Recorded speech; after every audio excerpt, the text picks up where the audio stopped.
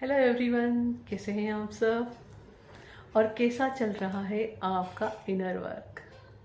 मैं कोमल और चलिए आज बात करते हैं क्लेमिंग सपोर्ट के ऊपर। जी हाँ, क्योंकि जब हम हमारी रूटीन लाइफ की बात करें या फिर स्पिरिचुअल जर्नी की बात करें या फिर ट्विन फ्लेम जर्नी की बात करें, ऑल टुगेदर बात एक ही, आप एक ही लाइफ की बात कर रहे हो, एक ही ज़िंदगी जी रहे हो। ऐसा नहीं कि उसका डिवीज़न हो गया। Okay, so all together life is one.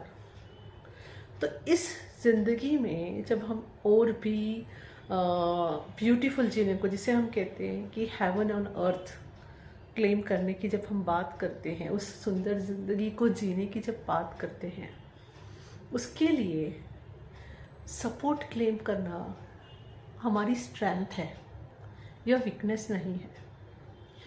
क्योंकि हमारे लाइफ में वही पैटर्न्स और साइकिल्स तब तक रिपीट होते रहते हैं जब तक हम उन्हें हील ना करें। और हीलिंग का, जिसे मैं हमेशा मीनिंग बताती हूँ, healing means releasing the energies which is not serving us, serving you, serving me. Understand?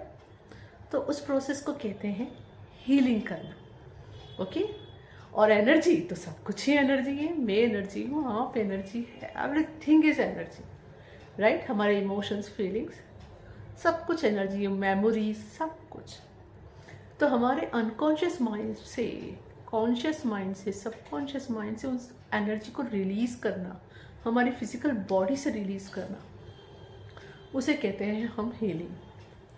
क्योंकि जब भी डे टू डे लाइफ में अगर कोई फीलिंग्स, कोई इमोशंस, कोई इंसिडेंट जिसका बहुत सॉलिड आप पे इम्पैक्ट हो रहा है, स्पेशली नेगेटिवली, और आप उसको फील नहीं करते हैं, रिलीज नहीं करते हैं, करना क्या होता है? सिंपली वैलिडेट करके रिलीज करना होता है, उससे फाइट नहीं करनी होती है। अगर आपको दुख फील हो रहा है तो just validate, okay, it is, I am feeling like that. लेकिन ये जरूर समझना होता है कि वो दुख आप नहीं हो, वो एक फीलिंग है जिसको आप फील कर रहे हैं, ठीक है? लेकिन उसमें आपको क्या रोकता है? डर लगता है। तो कई सारे हमारी ज़िंदगी के हिस्से वो होते हैं, या उसको मैं ऐसे एग्जांपल देके समझाती हूँ, कई सारे अंधेरे कमरों में हमें अकेले जाने से डर लगता है। तो वहाँ सपोर्ट क्लेम करना, वहाँ पे खुद पर इन्वेस्टमेंट करना, it is a strength, it is not a weakness, it is a wisdom.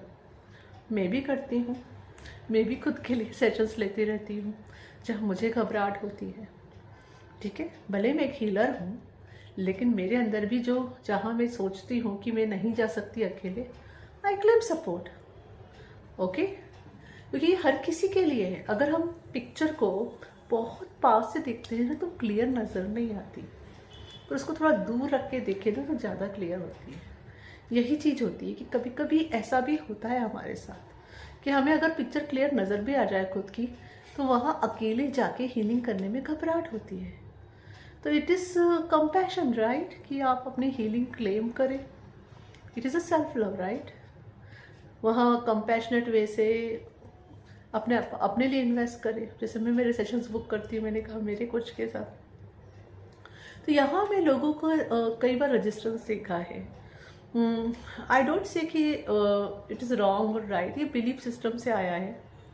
हमें कई बार, मेरे अंदर भी ये बिलीफ सिस्टम था, अरे मैंने इतना सब कुछ सीख लिया है, कर लिया है, अभी भी मुझे जाके मनी इन्वेस्ट करना है, अभी भी जाके मुझे हीलिंग लेनी है किसी से, या अभी भी जाके मुझे किसी से सेशन लेने की ज़रूरत है।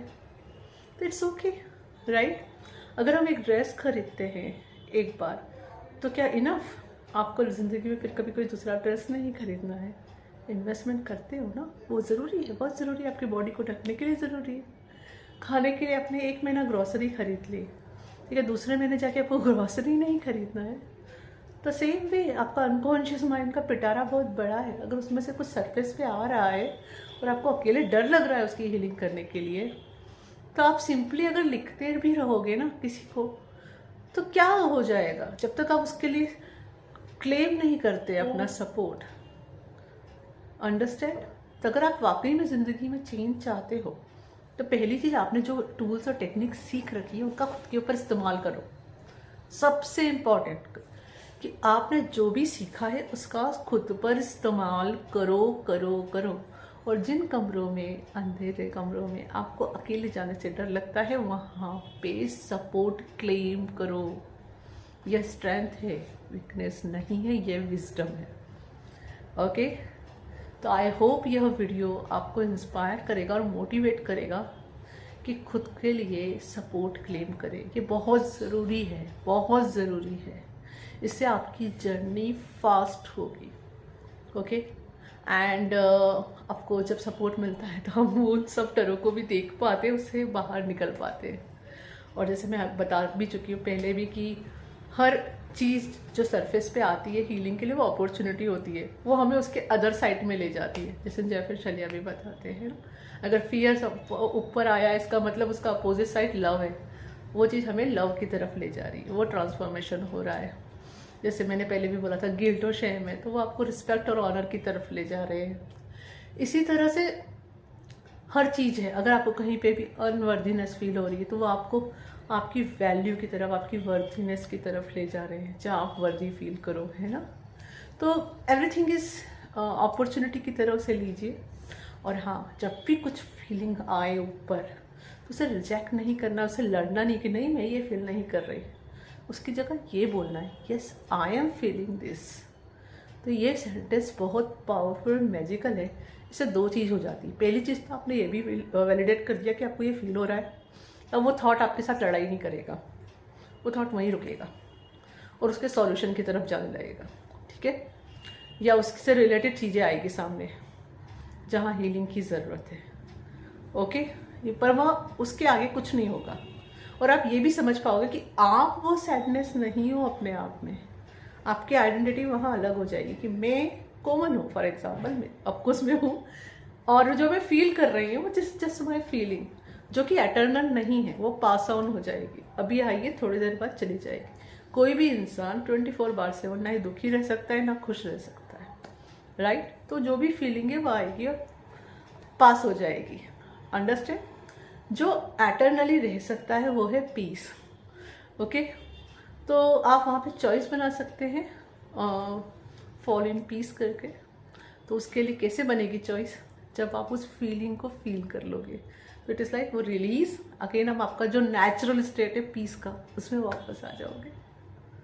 Thank you. हरिओम तत्सत।